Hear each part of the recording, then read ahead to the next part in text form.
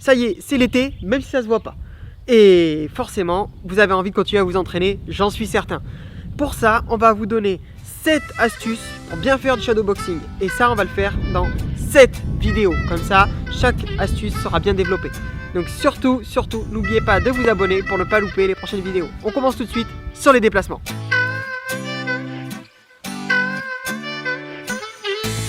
Bonjour à tous et bienvenue sur une nouvelle vidéo du blog de Corps et Esprit Martial. Aujourd'hui, on s'est lancé dans une nouvelle série de vidéos. Cette fois, on va faire 7 vidéos. À chaque fois, on va développer un point précis que vous pouvez travailler sur votre shadowboxing.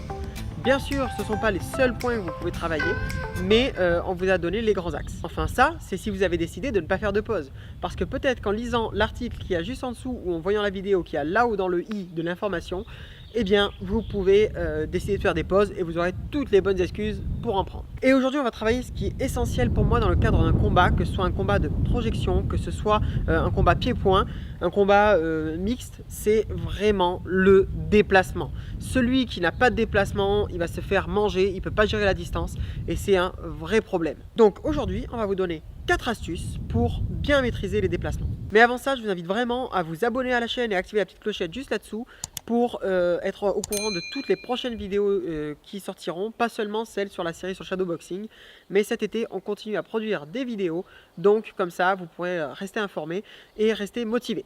Et vu que c'est la première vidéo sur cette série de Shadowboxing, avant de vous donner les 4 astuces pour mieux vous déplacer, eh bien j'ai envie de rappeler à quoi ça sert le Shadowboxing et qu'est-ce que c'est. Le Shadowboxing, c'est tout simplement le fait de combattre contre son ombre, le fait de combattre seul. Donc on fait des mouvements de combat, mais seul. Et là, ça peut prendre plein de formes. Et souvent, je vois des gens qui font du shadowboxing qui, en fait, est totalement aléatoire, qui n'est pas réellement réfléchi. Et du coup, bon, ça entraîne, hein, mais ça pourrait être encore plus optimal.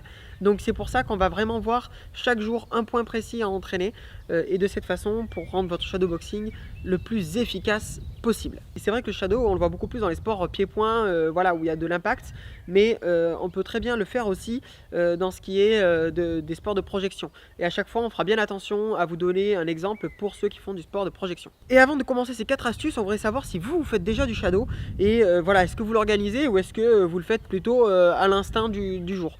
Donc voilà, dites-nous, nous ça nous intéresse de savoir un peu comment vous organisez ça. Et puis au passage, dites-nous quelle discipline vous faites pour qu'on puisse comprendre un peu votre façon de faire.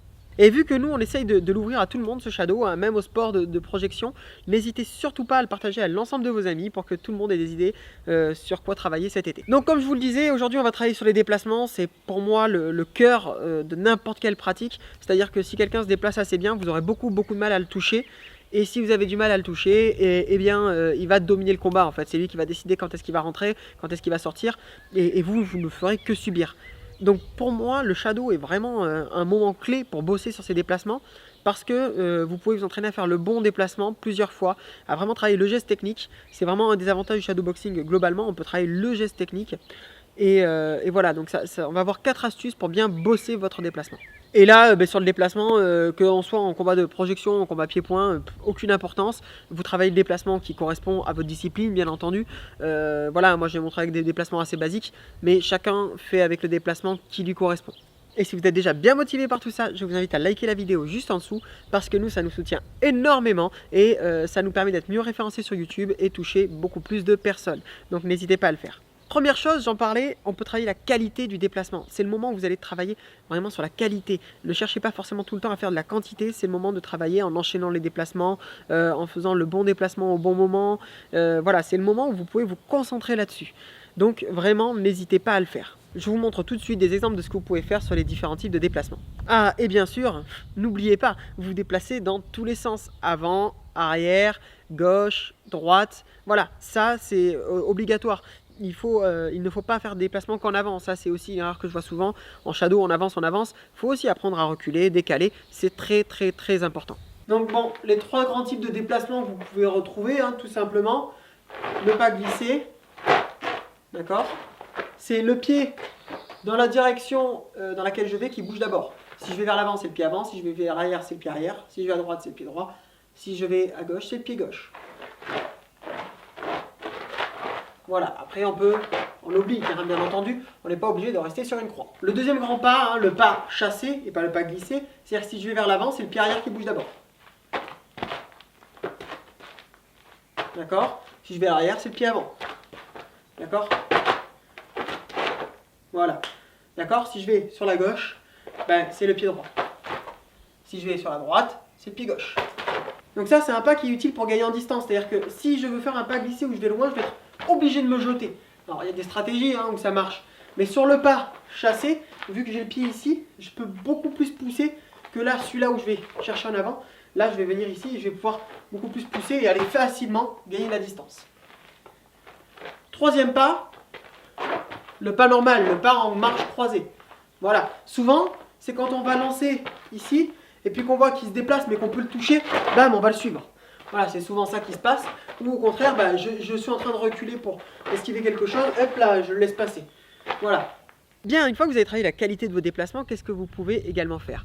Eh bien, vous pouvez en deuxième temps travailler en cercle parce que le cercle, c'est vraiment la capacité à tourner autour de l'adversaire, à changer d'angle, c'est très intéressant. Et ce que je vous propose, c'est de prendre un objet que vous mettez en cercle au sol et tourner autour en respectant le fait de ne jamais mettre le pied dans le cercle formé par l'objet. Ça représente en fait votre adversaire.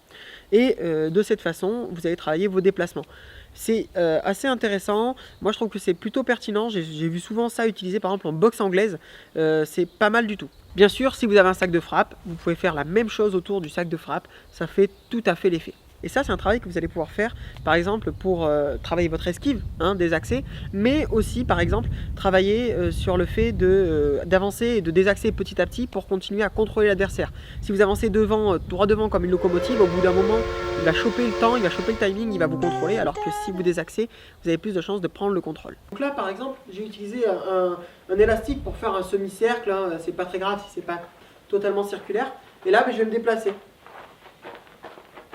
Voilà, donc là on peut se déplacer, plus ou moins grand, varier, un côté puis l'autre. On peut varier les déplacements, pas chasser, d'accord, pas glisser puis pas chasser, pas de souci. On évite quand même, sur le côté, on évite les pas croisés. Troisième chose que je vous invite à faire, c'est utiliser la croix, que je vois très souvent utilisée dans plein d'arts martiaux, que ce soit la boxe française, la boxe, le karaté, je l'ai vu utiliser dans plein de façons différentes. Moi, je vais vous montrer une façon que j'ai de l'utiliser, que je trouve plutôt intéressante. Après, je sais qu'il y a plein d'autres façons. Dites-nous en commentaire comment vous l'utilisez, ça nous intéresse. Donc là, vous voyez, j'ai fait une croix au sol. Là, en fait, on peut l'utiliser de plein de façons, comme je disais. Moi, j'aime bien la travailler de cette façon-là, c'est-à-dire que j'ai un adversaire qui est là, d'accord? Et moi, comment je vais travailler par rapport à lui? Alors, par exemple, il avance sur moi, bam, ici, et pour travailler mes angles. Et là, je peux travailler différents pas, Voilà, je peux venir ici. Voilà, je peux travailler mes déplacements par rapport à ça. Il est là, je veux aller attaquer, je peux aller le chercher ici. Je peux aller le chercher ici. Voilà, ici.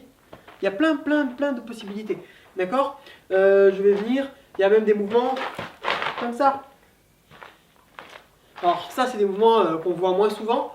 Mais moi, étant petit, c'est des choses que ça m'arrive de passer sur des grands. Je passe, ici, crochet, je reviens, je refrappe ici, coup de coude, ou la main s'il s'est écarté. C'est des choses qui peuvent exister. Donc voilà, ça, la croix, c'est un moyen de l'utiliser.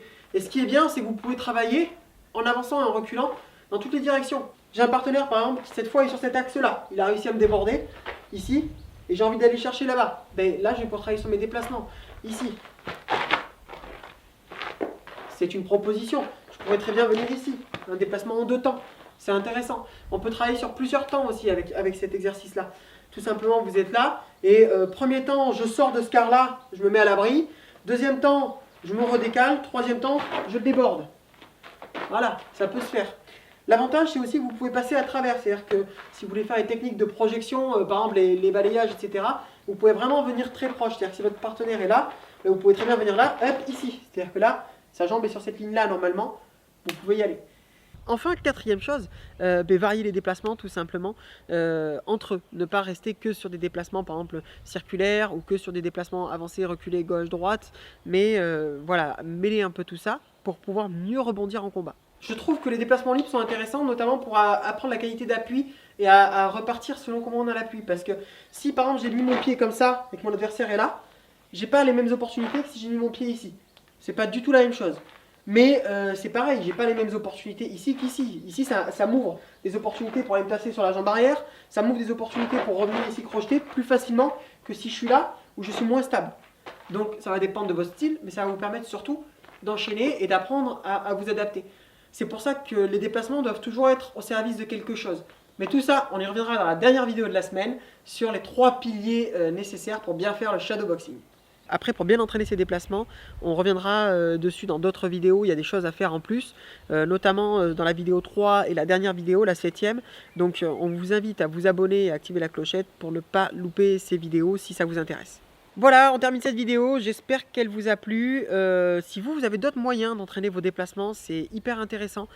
Souvent, je vois dans les commentaires des gens qui partagent d'autres techniques. C'est pertinent, n'hésitez surtout pas à le faire.